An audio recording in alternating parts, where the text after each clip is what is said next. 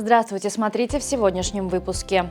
Туркменистан и ИБР обсудили новые проекты в энергетике и транспорте.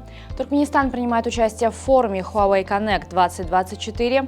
Семеноводы стран СНГ собрались на международную конференцию в Ашхабаде и другие новости. Президент Туркменистана Сердар Бердымухамедов провел встречу с руководителем Исламского банка развития Мухаммадом Аль-Джассером, в ходе которой обсуждались приоритетные вопросы двустороннего сотрудничества. Глава ИБР подтвердил готовность банка к укреплению многолетнего взаимодействия с Туркменистаном, который проводит политику позитивного нейтралитета и реализует масштабные социально-экономические проекты. За 30 лет членства Туркменистана в ИБР банк профинансировал более 20 важных проектов в таких направлениях, как здравоохранение, образование, транспорт, связь и энергетика.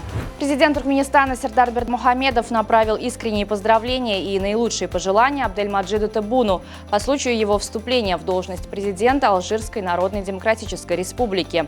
В своем послании глава Туркменистана подчеркнул важность дружественных отношений между двумя странами и выразил надежду на их дальнейшее укрепление в интересах народов Туркменистана и Алжира. В Ашхабаде начала работу международная научная конференция «Достижения в области семеноводства, сельскохозяйственных культур и перспективные задачи». Двухдневный форум, проходящий в отеле «Йылдыз», объединил представителей профильных министерств, ведомств и научно-исследовательских центров из России, Беларуси, Казахстана, Киргизстана, Узбекистана, Таджикистана и Туркменистана, а также других государств и исполнительного комитета СНГ.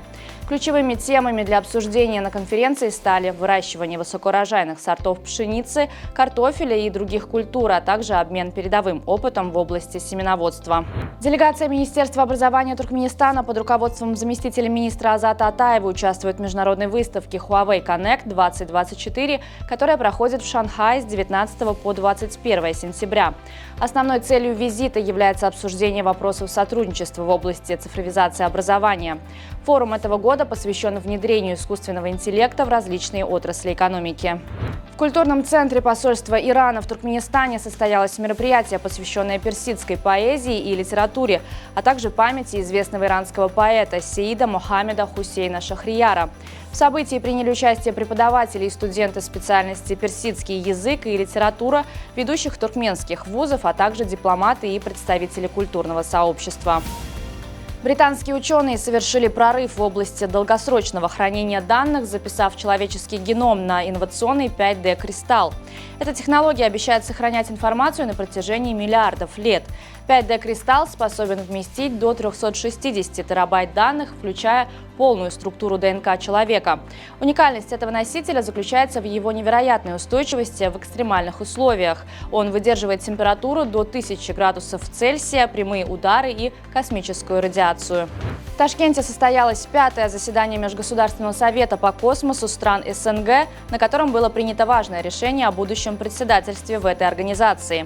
Согласно единогласному решению участников, Узбекистан будет возглавлять Совет в период 2024-2025 годов. Сборная Туркменистана по футболу Ю-20 прибыла в Узбекистан для проведения тренировочных сборов перед отборными матчами Кубка Азии 2025 года. Сборы под руководством главного тренера Давлетмурада Аннаева продлятся до 23 сентября, после чего команда отправится в Киргизстан для участия в отборочных матчах. Туркменистан попал в группу А, где встретится с Японией, Киргизстаном и Мьянмой. Эти матчи имеют решающее значение для туркменской сборной, так как команда никогда ранее не проходила квалификацию на Кубок Азии Ю-20. Для выхода в финальный этап континентального турнира, который пройдет в Китае, туркменской команде необходимо занять первое место в группе или стать одной из 5 лучших команд среди занявших вторые места. На сегодня это все. Желаю вам хорошего завершения дня. Увидимся завтра. И не забывайте, что Туркменпортал – ваш самый надежный источник новостей.